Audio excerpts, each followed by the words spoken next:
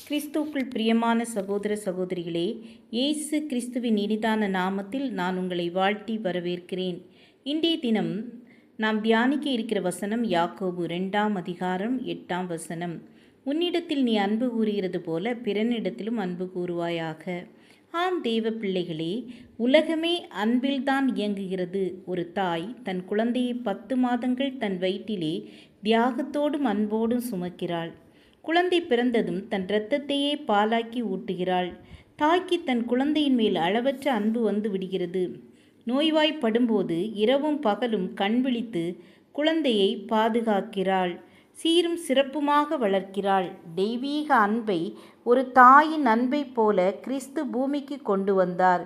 ஒருவனை அவன் தாய் தேற்றுவது போல் நான் உங்களை தேற்றுவேன் என்று சொன்னார்.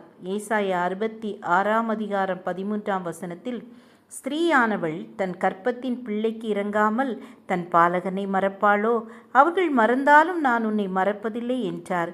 ஏசாயா 49:15 வாசிக்கும் பொழுது, கர்த்தரிடத்திலிருந்து அன்பை பெறுகிற நாம் அதை வெளிப்படுத்தவும் வேண்டுமல்லவா? புதிய ஏற்பாட்டில் அன்பின் கட்டளைகள் 2 உண்டு. முதலாவது கர்த்தரிடத்தில் அன்பு கூற வேண்டும், இரண்டாவது பிறனிடத்தில் அன்பு கூற வேண்டும். வேதம் சொல்லுகிறது, தேவனிடத்தில் அன்பு கூறுகிறேன் என்று ஒருவன் சொல்லியும் தன் சகோதரனை பகைத்தால் அவன் பொய்யன்.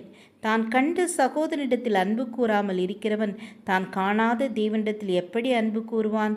இயேசு கேட்டார், உங்களை சிநேகிக்கிறவர்களே நீங்கள் சிநேகித்தால் உங்களுக்கு பலன் என்ன?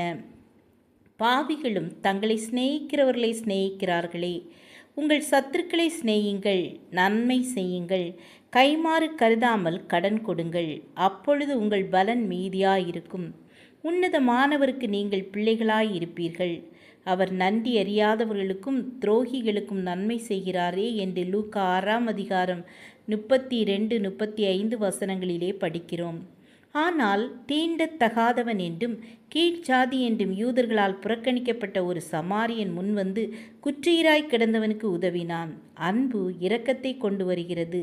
இரக்கம் மற்றவர்களுக்கு உதவி செய்யும்படி உள்ளத்தை திறக்கிறது, தியாகம் செய்கிறது. ஆம் என கண்பானவர்களே, நாம் யாவரிடத்திலும் அன்பு செலுத்துகிறவர்களாக காணப்படுவோம். பரலோகத்தில் பலன் மீதியாக காணப்படும். ஜெபம் செய்வோம். கிருபை இரக்கம் நிறைந்த கர்த்தாவே, உம்முடைய அன்பினால் எங்கள் ஒவ்வொருவரையும் நிரப்புங்க. நாங்களும் உம்மை போல் எல்லாரையும் நேசிக்கிற இருதயத்தை எங்களுக்கு தாருங்க. இயேசுவின் நாமத்தில் பிதாவே, ஆமேன் ஆமேன். God bless you.